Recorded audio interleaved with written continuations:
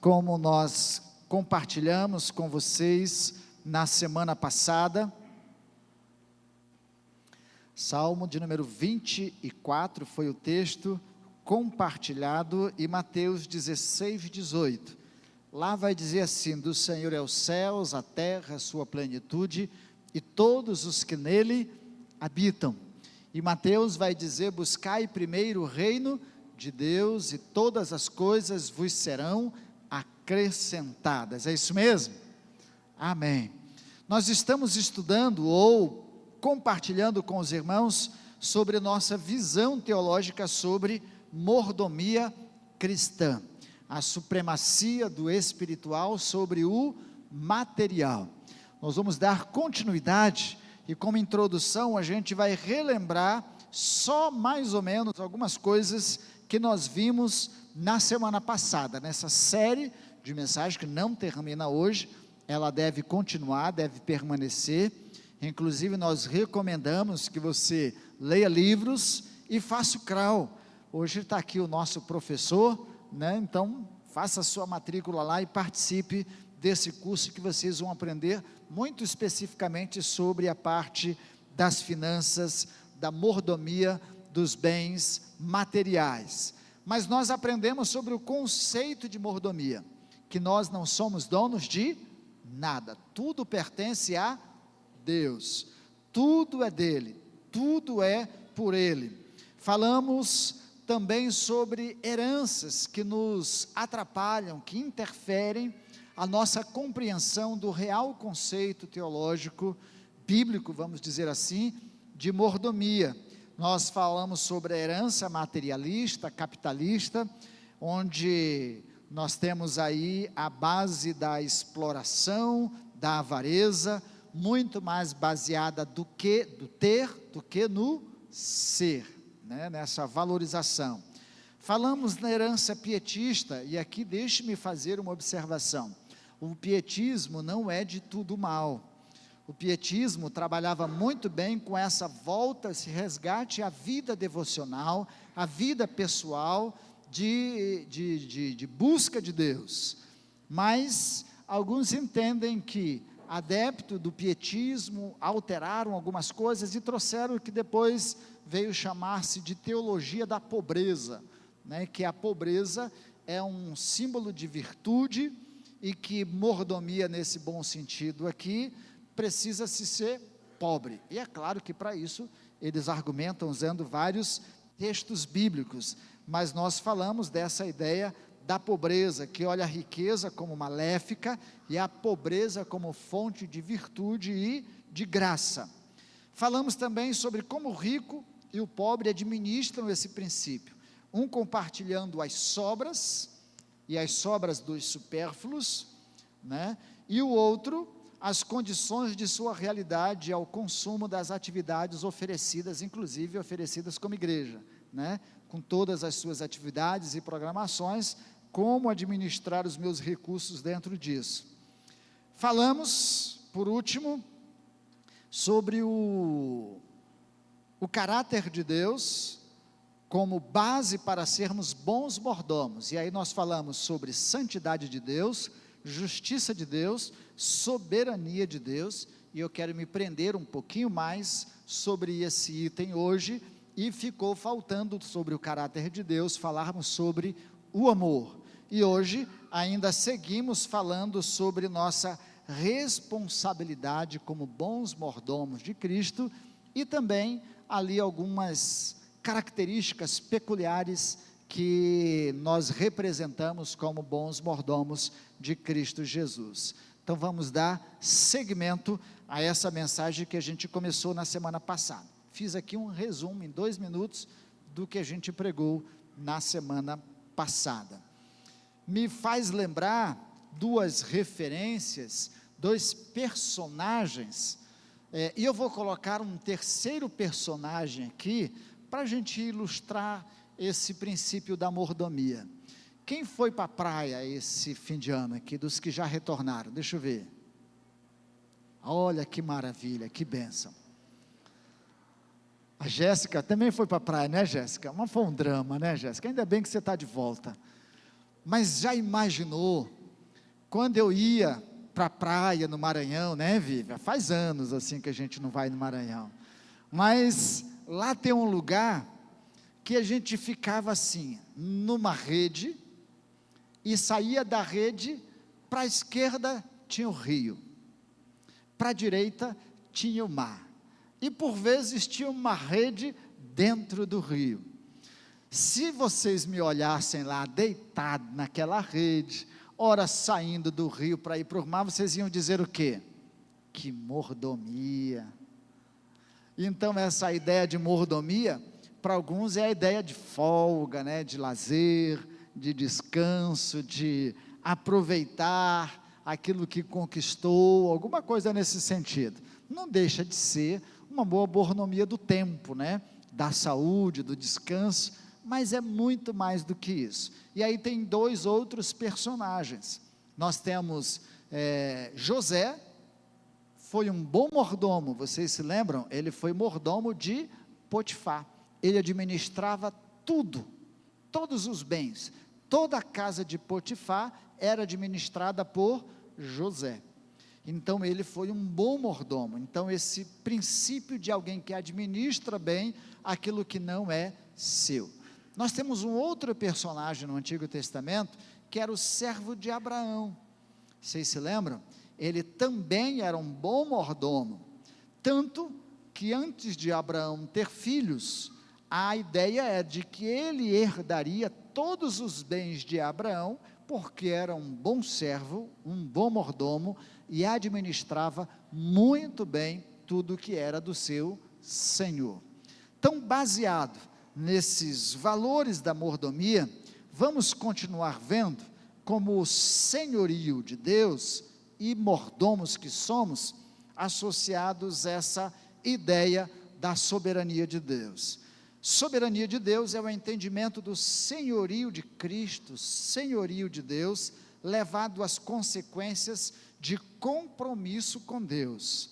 É o poder da vontade de Deus em ação, é o poder de executar sua vontade sem qualquer empecilho ou inibição. Deus é Deus. Por vezes nós queremos administrar Deus. Por vezes nós queremos que Ele faça conforme o nosso querer e a nossa vontade. Adepto a essa ideia, nasceu nos Estados Unidos uma teologia, e que não é necessariamente a ideia de prosperidade, mas teologia da prosperidade, em que vinha com a expressão de determinar Deus a fazer o que a gente pedia nas nossas orações. Então eu determino que Deus cure o fulano, eu determino que Deus me dê tal casa, eu determino que Deus me dê tal veículo. Então, nesse aspecto, Deus é soberano. Nós não dizemos para Deus o que deve ou o que não deve ser feito. Nós pedimos, nós nos submetemos ao senhorio e à vontade de Deus. E no seu extremo, não que seja plenamente errada a ideia de eu tomo posse, mas é também uma frase que vem associada à ideia da teologia da prosperidade. Nós tomamos posse das promessas de Deus, de tudo que Deus tem para nós, mas eu até brincava algumas vezes com mensagem, que a gente confunde esse tomo posse com inveja. A gente passa assim, o irmão tem um carro bonito, aí a gente põe a mão no carro, eu tomo posse, Senhor. Não toma não, é dele, não é seu, né? Então você não pode se apropriar do que não é seu. Então, nesse extremo, né, teologia da prosperidade, e não dá para a gente explorar o tema hoje aqui, só para a nível de conhecimento e ilustração. Mas o senhorio de Deus, ao contrário aí da teologia da prosperidade, né, do tomo posse, ela está presente na criação, na sustentação da criação e no julgamento final. Deus é o Senhor de todas as coisas, inclusive da história. Um dia nós prestaremos conta de todas as coisas. No Antigo Testamento, Deus era chamado de Jeová, de Senhor, de soberano, né? Criador, sustentador. Lá no Novo Testamento a gente tem uma expressão que é kurios, do grego, que é Senhor. Ele é o Senhor da nossa vida.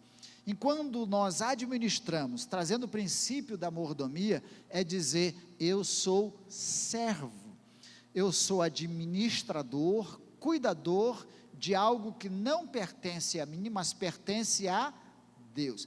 Ele é o dono, Ele é o Senhor, a Ele eu me submeto, eu reverencio. Então é também nesse princípio uma atitude de fé, de confiança. Se Ele disse que era para fazer assim, eu faço assim. Se Ele disse que é para não fazer assim, eu não faço assim. Eu não posso contrariar a vontade de Deus. Ou você, como empregado, faz exatamente tudo o contrário do que o seu patrão manda. Se você fizer o contrário do que ele manda, o que acontece com você?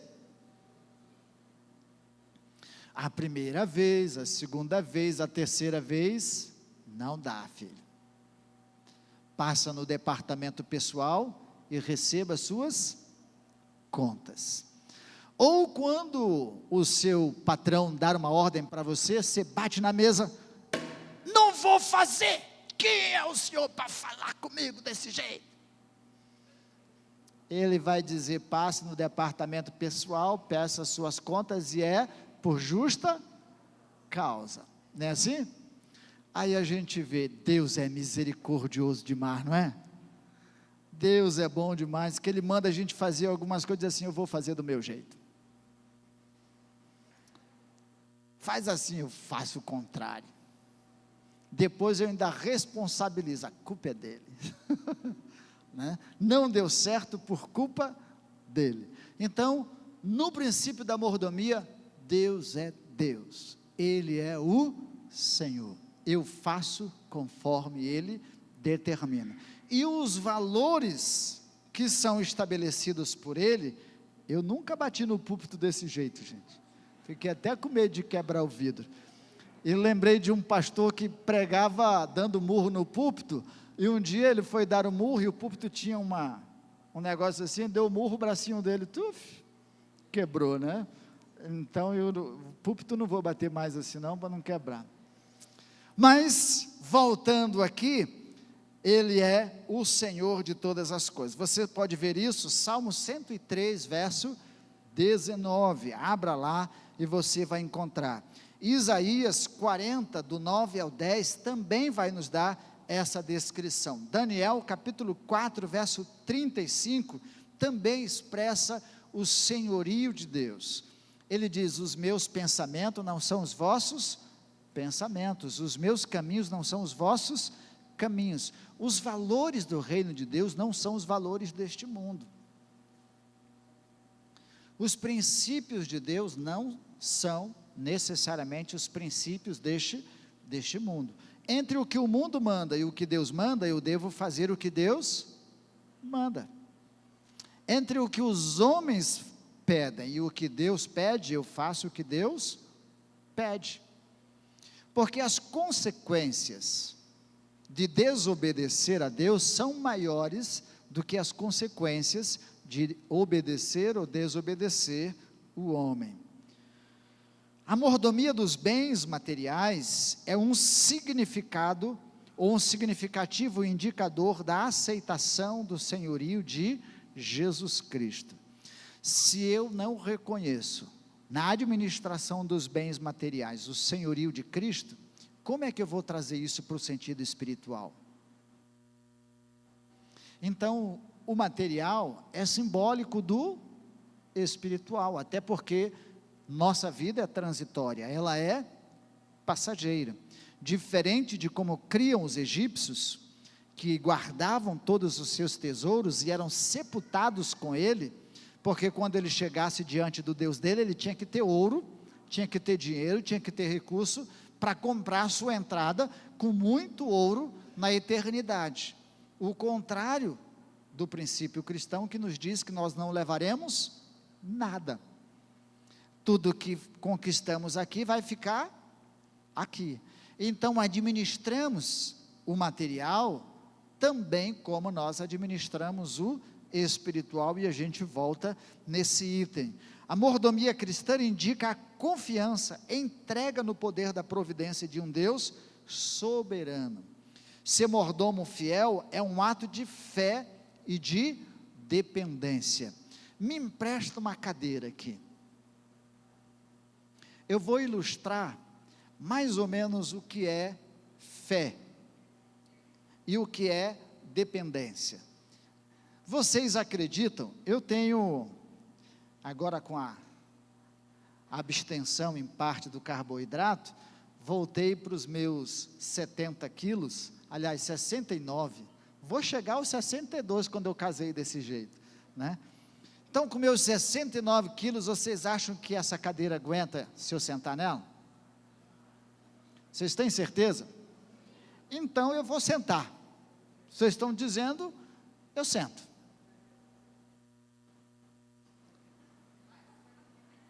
Certeza? Mas eu estou sentado, gente.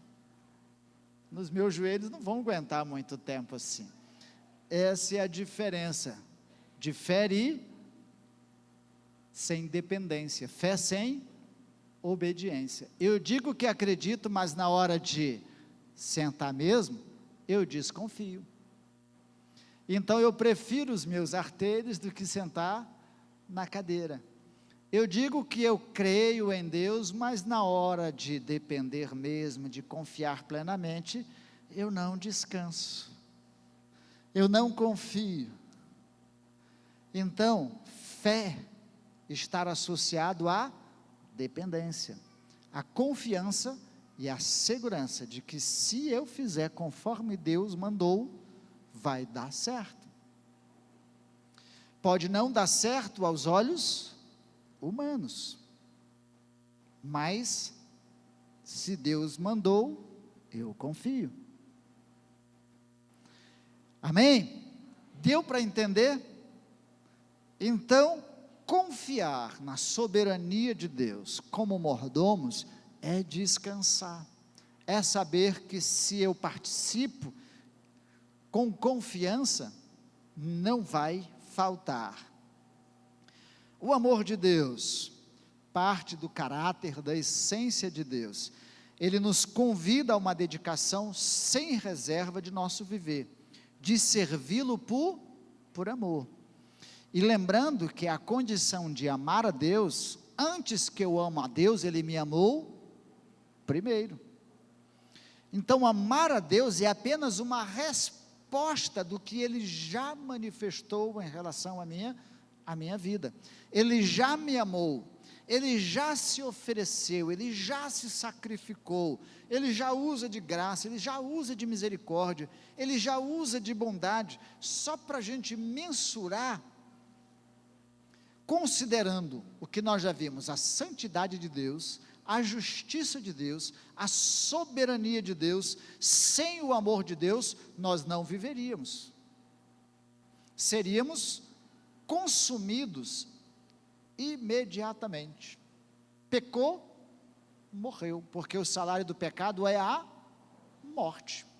Desobedecer a Deus, recebe as contas, por justa causa, passa dessa vida, recolhe. Mas Deus me ama tanto, e é tão bondoso, e é tão misericordioso, que Ele prolonga os dias da minha vida, me dá 1, 2, 3, 4, 60, graça, já fiz os 60, estou devendo pegar lá a carteirinha, mas, talvez uns aqui já passaram, né, irmã Adelina, dos 60, né, Plínio? Já passamos dos 60, pastor Vanderlei, também já passou, né, pastor? Pode tirar a cadeira, você vai sentar em duas, uma só não aguenta. Obrigado, Gustavo. Mas, sem o amor de Deus para com a nossa vida, nós não viveríamos. o nosso sim ao seu amor nos torna disposto a servir a Deus como ser livre. Olha que coisa interessante. Na condição da soberania de Deus, nós éramos para ser escravos sem liberdade, mas Ele ainda nos dá a condição de livres. Posso servi-lo ou não servi-lo, posso responder ao seu amor ou não, e ainda usa de graça, de bondade, misericórdia, me deixa viver, me oportunizando um tempo de resgate, de salvação e de retorno para si. A causa de oferecermos nossa vida, nossos bens, nossos talentos, nosso tempo, nosso corpo, nossa vida e tudo que temos e somos a Deus, não é nosso amor a Deus, mas é o amor de Deus por nós. Essa expressão já é clássica, você encontra lá em 1 João, capítulo 4, verso 9 e 10. Nem toda contribuição, e aqui eu estou falando agora de recursos materiais, bens financeiros ou qualquer outra coisa, nem toda contribuição indica amor, mas todo amor resulta necessariamente em generosidade da contribuição. Tem gente que contribui não porque ama, porque se sente obrigado. Tem gente que contribui não porque ama, mas por vergonha de não contribuir. Tem gente que contribui por outras razões qualquer. Tem gente que contribui porque espera que Deus lhe dê em dobro, ou em triplo. Ou contribui porque está sobrando, para demonstração de que eu sou bom e generoso. Foi assim que nós tivemos o primeiro problema financeiro no Novo Testamento em relação à igreja e às contribuições. Vocês se lembram de Barnabé, que vendeu os seus bens e colocou nos pés dos apóstolos? Veio Ananias e Safira e viu Barnabé contribuindo, entregando, vendendo propriedade para ajudar os pobres, para ajudar a obra da proclamação do Evangelho de Cristo Jesus. Diz assim: eu também posso. Vendeu a propriedade e deu metade, e disse: é tudo que eu arrecadei na venda está aqui. Aí Pedro diz: por que mentistes ao Espírito Santo de Deus? Puf, morreu ali. Veio a mulher e perguntou, e ela mentiu também, puf, morreu os dois. Já pensou se fosse assim na Igreja Batista do Jardim Tarumã? Meu Deus, eu acho que até eu já tinha puf.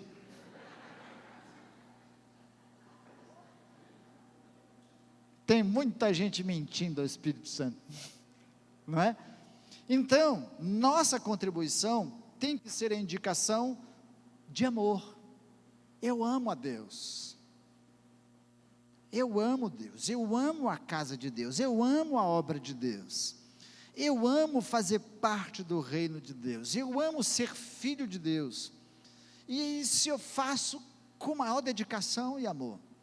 Há um personagem no Antigo Testamento que exemplifica bem isso, e ele foi considerado o homem segundo o coração de Deus. Quem foi? Davi. Davi amava, ele diz assim: alegrei-me quando me disseram, vamos à casa, vale mais um dia estar nos teus átrios do que em outras partes 1000. Ele tinha tanto prazer pela casa de Deus, tanta alegria pelas coisas de Deus, que ele ia para a guerra e os despojos ele distribuía no reino dele, e foi assim que ele foi aquele que recebeu a incumbência de ter a arquitetura, o planejamento da construção do templo em Jerusalém. Não executou, mas planejou. Nem toda contribuição indica amor, mas todo amor resulta necessariamente em generosidade na contribuição. É o amor que valida a oferta, e não a oferta que valida o amor. Eu amo e contribuo, não contribuo para amar, né? Não faço isso, eu amo e por isso contribuo. Vocês têm outro exemplo no Novo Testamento, a viúva que foi entregar sua oferta no altar. Enquanto os outros entregavam as sobras, ela entregou tudo o que tinha. A demonstração de amar, de amor, de sacrifício. Isso não significa dizer que eu vou fazer vocês entregarem tudo. Eu conheci pessoas que fizeram isso, incentivados às vezes pela igreja. Não faço isso aqui. Mas ele fazia e depois eu tinha que atender as necessidades dele, levando a cesta básica e tudo. Não é assim, é amor. Nossa responsabilidade como mordomos fiéis, quais são? Nossa responsabilidade como mordomos fiéis, encarar profeticamente neste mundo os valores eternos, já muito bem dito por mim, lembrando que não impomos Deus a ninguém, mas vivemos seus valores e os proclamamos. Nós não obrigamos, não empurramos Deus de goela abaixo a ninguém, mas nós proclamamos o Evangelho de Cristo Jesus, nós anunciamos o amor de Deus, falamos do reino de Deus, ensinamos os valores do reino de Deus, os princípios do reino de Deus. As pessoas são livres, mas é nossa responsabilidade, e a gente vai falar muito isso quando estivermos falando no Revendo a Visão. É nossa responsabilidade neste mundo, profeticamente, passarmos os valores eternos, o que Deus exige, o que Deus quer de nós. É nosso compromisso, é nossa responsabilidade, ainda que isso me doa. Eu lembro de Jeremias. Será que eu consigo terminar a mensagem hoje? Mas vamos lá. Eu me lembro de Jeremias e de Daniel. De Jeremias, que ele considerava falar profeticamente, falar ao povo de Israel, uma dificuldade tamanha. Ele dizia que isso lhe era amargo como fel. Isso era difícil para ele. E tem hora que eu confesso que para a gente como pastor, para eu como pastor, falar algumas coisas para a igreja é difícil. Até porque eu conheço a vida das pessoas. Eu conheço o meu rebanho. E às vezes eu estou falando uma coisa e eu penso assim, ixi, ele vai pensar que eu estou falando para ele. Ele vai pensar que eu estou jogando carapuça. Ele vai pensar isso, aí tem hora que é um dilema, mas tem que ser dito. Tem que ser falado, tem que ser partilhado. Independente, é muito mais fácil na igreja alheia, e chegar lá e abrir o verbo, porque eu não conheço ninguém. Foi assim que uma certa vez em Rondonópolis, pregando, a pessoa acabou o culto, ela veio conversar comigo e disse assim, minha vontade era de socar o senhor. Eu dei 2 passos para trás assim, porque vai que a vontade continuava, né? Então, ela disse, porque o senhor ficou falando da minha vida aí, o senhor ficou falando as coisas para mim. Em outra igreja em Campo Grande, eu pregando, foi uma pessoa visitante, e depois ela disse, quem de vocês falou da minha vida para o pastor? Porque eu cheguei lá, ele falou a minha vida inteira, toda, e naquele domingo eu preguei sobre 3 tipos de pecadores,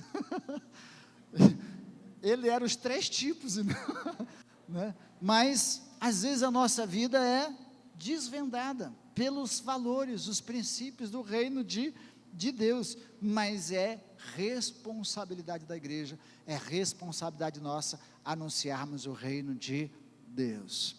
E por vezes o mundo vai nos julgar como santarrões, como metidos a perfeitos, como vaidosos, como soberbos. Não é isso, porque nós não precisamos falar isso com arrogância, com soberba, com orgulho, mas com humildade, entendendo que nós também estamos no processo, mas é necessário proferir da parte de Deus. É nossa responsabilidade administrar o mundo material com a mesma responsabilidade com que administramos o espiritual, e o espiritual como administramos o material. Como pastor, eu administro as coisas espirituais, mas se eu não administrar bem o material, eu vou ser um motivo de escândalo, eu vou ser um mau testemunho. Então eu administro e tenho que administrar as duas coisas simultaneamente. A minha vida física, material, financeira e tudo mais, tanto quanto administro a minha vida espiritual. A fidelidade com que eu administro minha vida espiritual, eu devo administrar a minha vida material. Para o crente, não existe nesse conceito profano e o sagrado. Isso é profano, isso é sagrado, isso eu faço, mas isso aqui é do mundo, isso aqui, não, quer comais ou bebais ou façais qualquer outra coisa, faça tudo para a honra e glória do tudo. Se eu trabalho, lá no meu trabalho, eu trabalho como que trabalhando para o Senhor. Se eu cavo buraco como fazendo para o Senhor. Se eu reboco parede como fazendo para o Senhor. Se eu limpo o banheiro como fazendo para o Senhor. Se eu sento atrás de uma mesa e atendo pessoas, seja na área do direito, da psicologia, do que for, eu faço como fazendo para o Senhor, com toda a dedicação, com todo o amor, com toda a responsabilidade, com toda a seriedade. Senão eu contraria o princípio dos 10 talentos.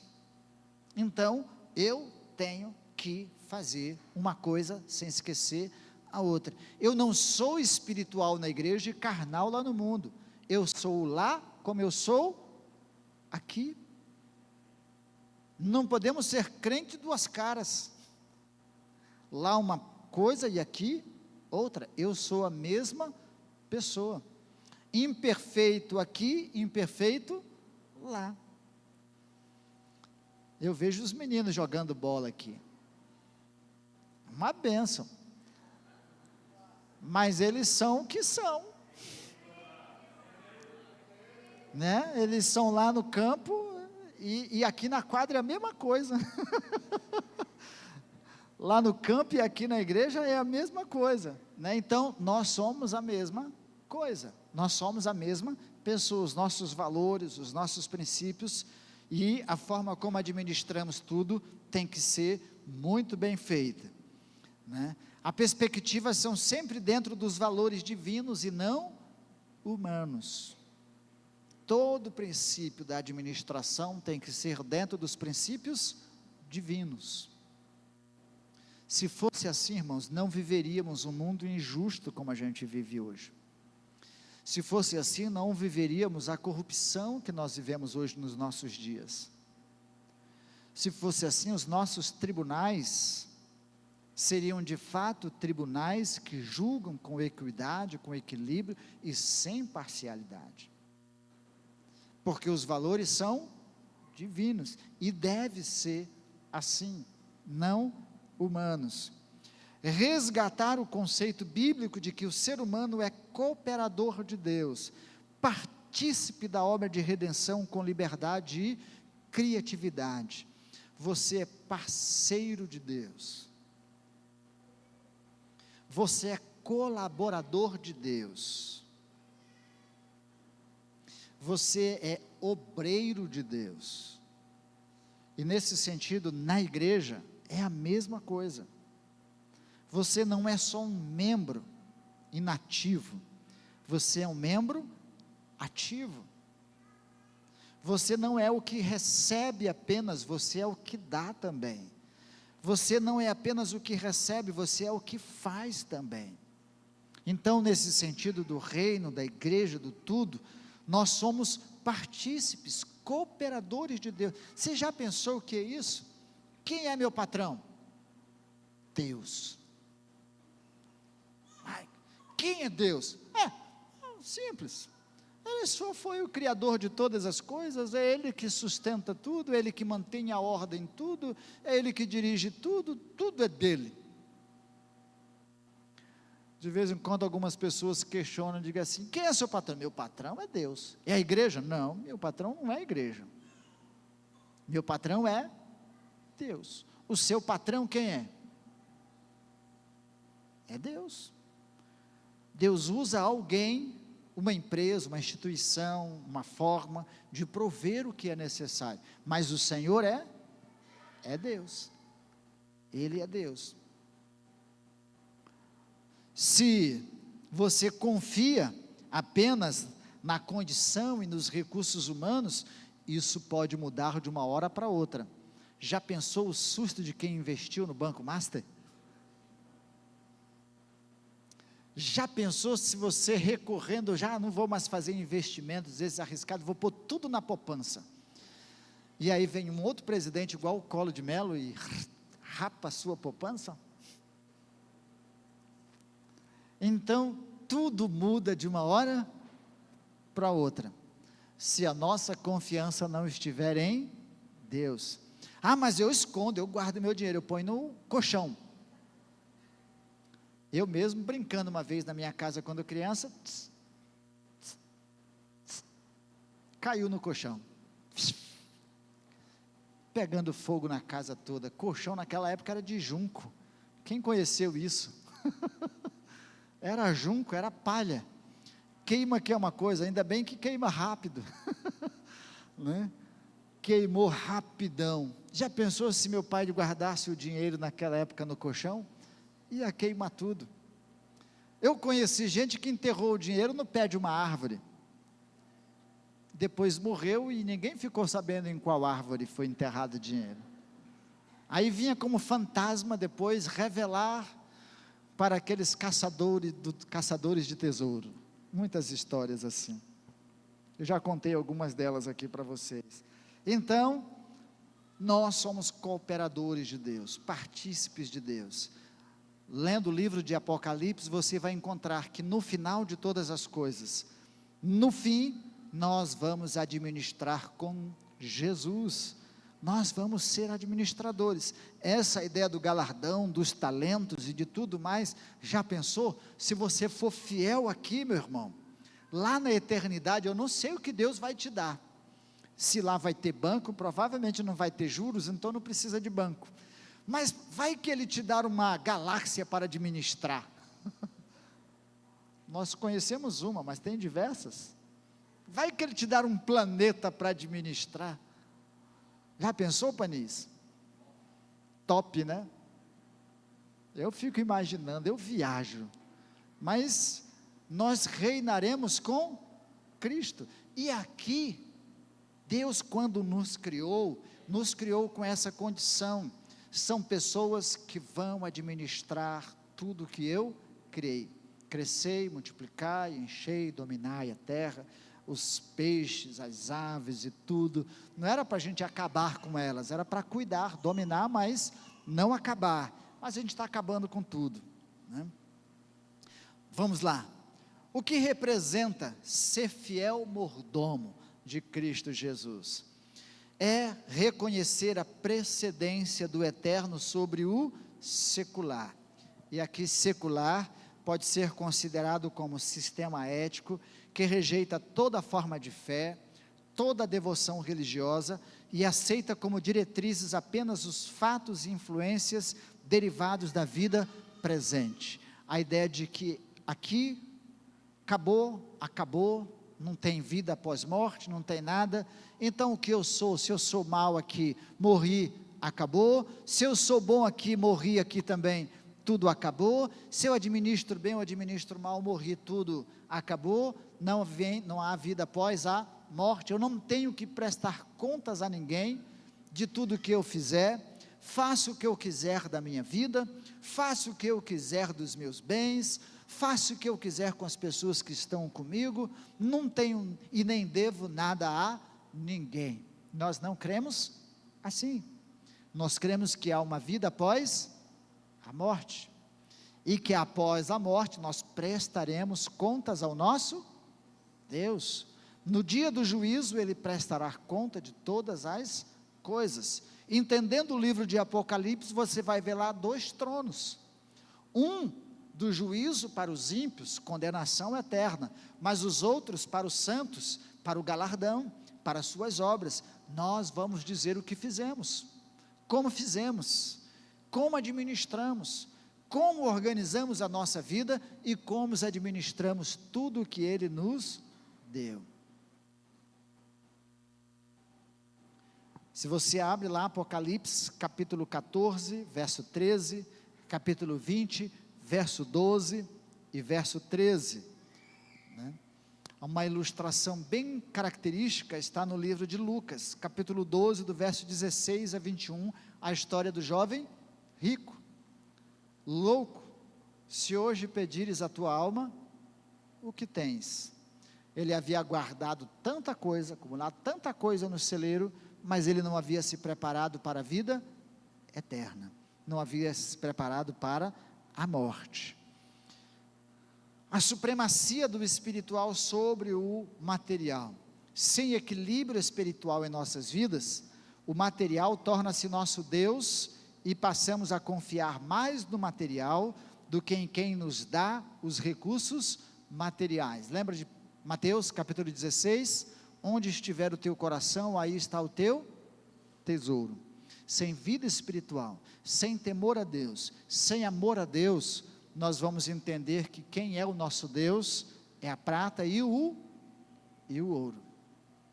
E vamos servi-lo e adorá-lo, o que a Bíblia vai chamar de Mamon, o Deus da nossa vida.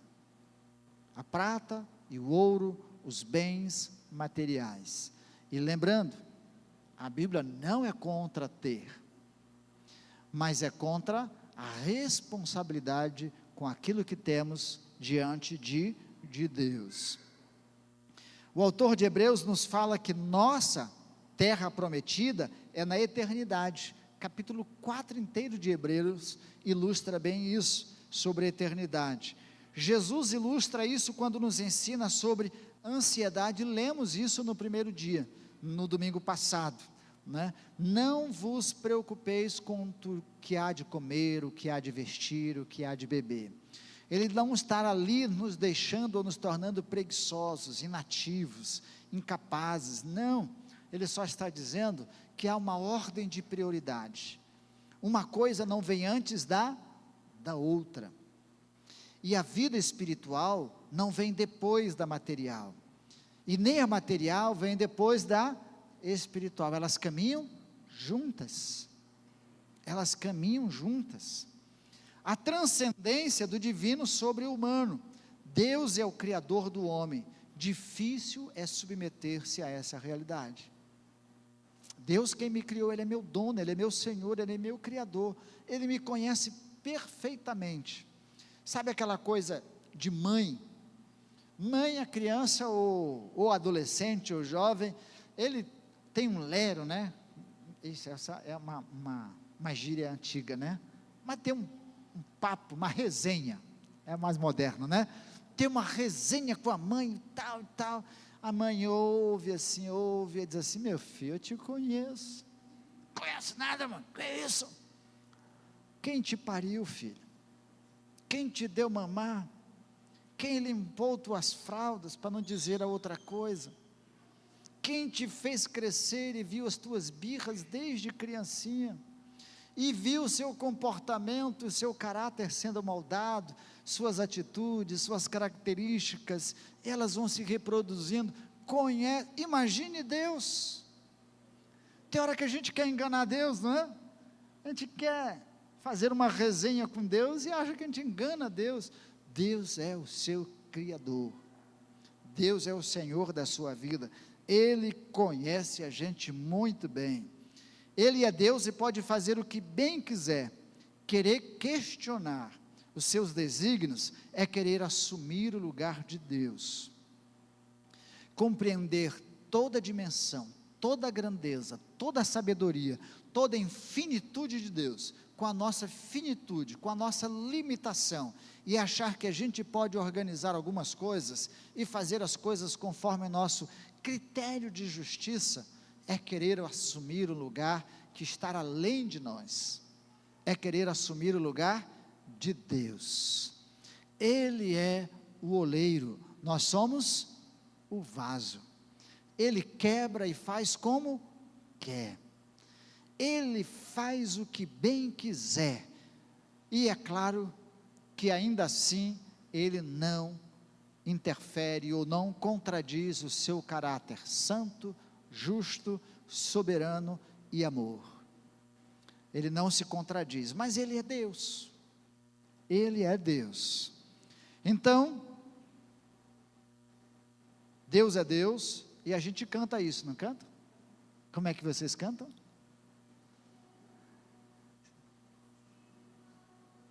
Se curar, Ele é Deus. Se não curar, é assim mesmo? Tem certeza que é assim? Ou quando você está com uma doença grave, Senhor, eu fui tão bom, sempre estive na sua casa, Senhor, sempre entreguei meu dízimo, Senhor, sempre, Senhor.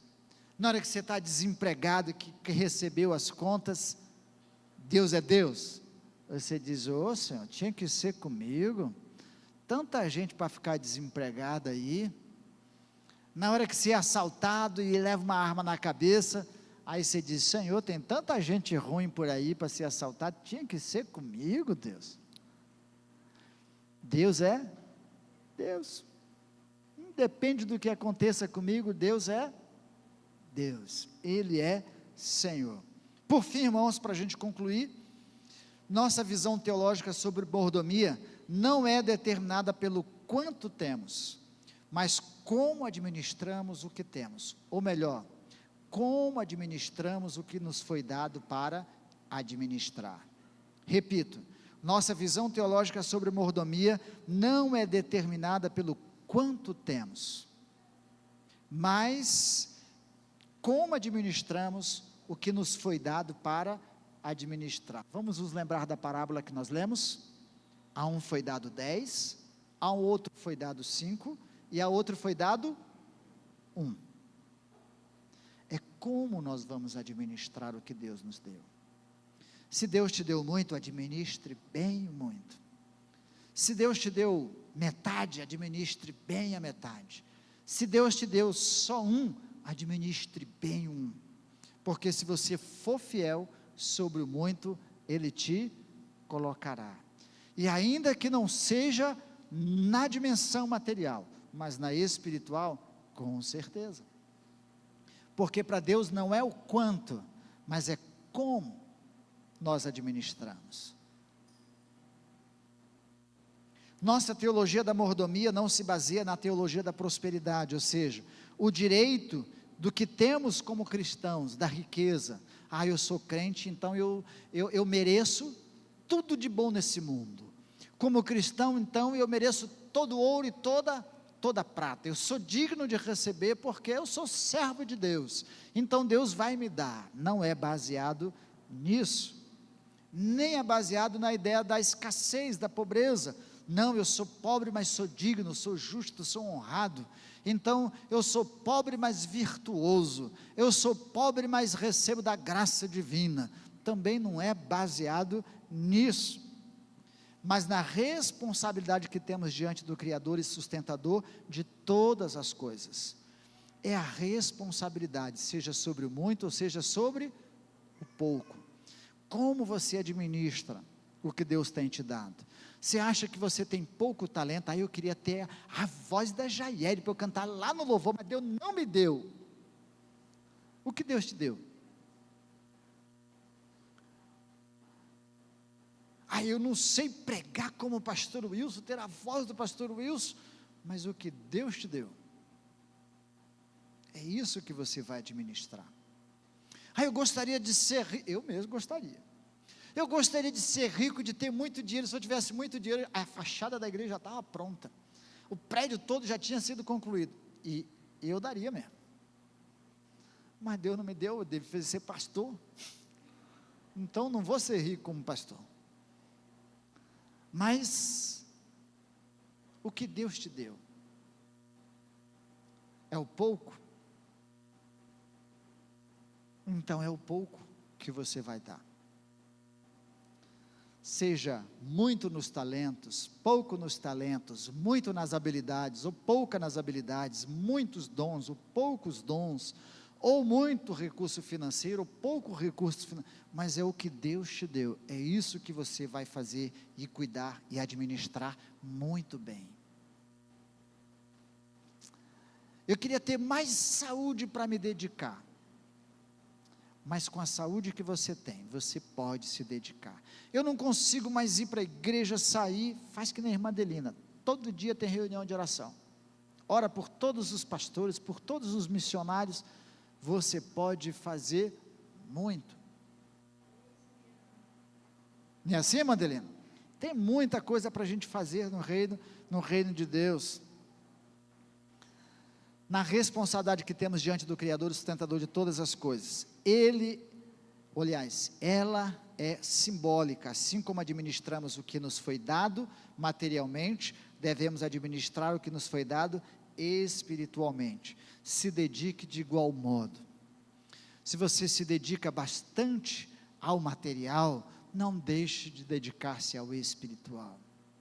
Se você tem uma vida muito ocupada no trabalho, e não muito ocupada na sua vida com Deus, administre bem as duas coisas. Hoje na IBD, eu falava com a sala da IBD, num relance eu digo assim, que disciplina de Moisés, que disciplina, eu fiquei, confesso, com inveja de Moisés, e se dizer até com ciúme de Moisés, administrar cerca de 600.000 pessoas peregrinando no deserto, atendendo e ouvindo as suas necessidades, julgando aquele povo, organizando tudo, e ainda teve tempo de escrever Êxodo, Levítico, Números e Deuteronômio, e não foi no notebook mais moderno não, foi em papiro. Lá depois veio um pergaminho, mas era em papiro, tinha que ser feito artesanalmente, e depois, numa madeirinha, tinta aqui, escrevendo, tinta aqui. Que tempo que Moisés tinha para fazer isso? Que hora que Moisés tinha para fazer isso?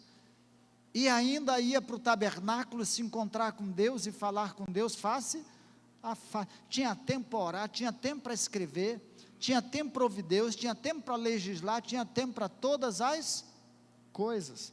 Administrar disciplinadamente a nossa vida é uma responsabilidade a ser apresentada diante de Deus. Se não consigo administrar bem o material, como posso dizer que vou administrar bem o espiritual? E também não adianta você ficar orando o dia inteiro e não prover o necessário para a sua casa e para o seu sustento, fazer a sua família passar fome e necessidade. Esta lição é muito bem declarada na parábola dos 10 talentos, e a gente já acabou de repetir várias vezes isso. Então, é preciso administrar o material, e é preciso administrar o espiritual. Um simboliza o outro, e o outro tipifica o quanto eu amo a Deus, e me correspondo com Ele, efetivamente, como bom mordomo de Deus. Amém? Você tem sido responsável como mordomo? Você tem sido um bom mordomo? Ou você tem se achado o dono? E feito o que você bem quer, da sua vida, do seu tempo, dos seus talentos, dos seus dons e dos seus recursos financeiros? O que Deus tem pedido para você?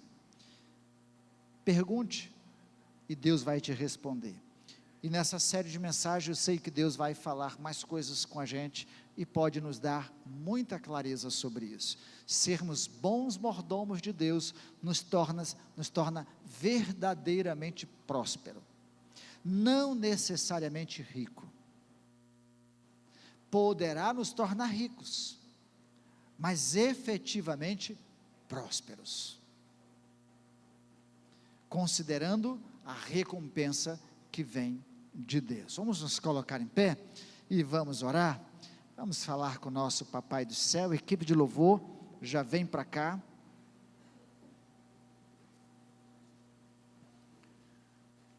Vamos orar.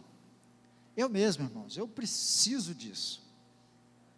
Essa palavra, cada vez que eu leio, me ensina muito, porque tem hora que eu me vejo indisciplinado, tem hora que eu me vejo dedicando tempo demais para uma coisa e pouco para outra. Mas Deus conhece o seu coração. Então apresente o seu coração, a sua vida e tudo que você tem feito. E tudo que Ele tem dado para você administrar. Apresente isso diante de Deus. A sua empresa, apresente a sua empresa diante de Deus. O seu trabalho, apresente o seu trabalho diante de Deus. O seu tempo, apresente o seu tempo diante de Deus. Se organize, busque de Deus essa organização, essa visão e pergunte o que Deus quer fazer com a vida, com a sua vida ou através da sua vida. Oremos. Pai do céu, pedimos ao Senhor graça, porque é só pela graça do Senhor. Mas que o Teu Espírito nos ajude, nos renove dia a dia, ao princípio, ao retorno a Deus, o princípio da boa mordomia, do nosso corpo, do nosso tempo, dos bens que nos foram responsabilizados, de tudo que o Senhor nos tem dado, talentos, dons, habilidades. Pai, quanta coisa nós podemos fazer, e não separarmos a nossa vida entre o que é material e espiritual, mas considerar que tudo estamos fazendo para o Senhor, e fazermos tudo com amor, com dedicação, com empenho, com envolvimento, e dedicando tudo ao Senhor, consagrando tudo ao Senhor, sabendo que o Senhor é o dono soberano, ó Pai, e quando pedir, nos ajude a sermos fiéis mordomos, inclusive devolvendo o que for necessário devolver, entregar o que for preciso entregar, submeter o que precisa ser submetido. Ó Deus, nós pedimos isso, em nome de Cristo Jesus. Nos torne uma igreja leal, fiel, mordoma, sincera, honesta, verdadeira diante do Senhor. Em nome de Jesus, amém. Amém, Deus. Estenda a sua mão, nós vamos orar com a bênção apostólica. Pai do céu, obrigado.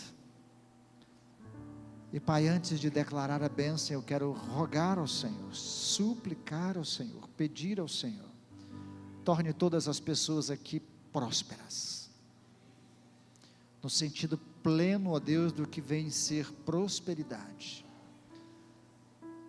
mas torne estas pessoas prósperas, ó Deus, com consciência de bons mordomos, e que assim o amor de Deus, o Pai, a graça redentora do nosso Senhor e Salvador Jesus Cristo, e o consolo do Espírito Santo do Senhor, seja com toda a sua igreja, com todo o seu povo, agora e sempre. Amém. Amém, Jesus.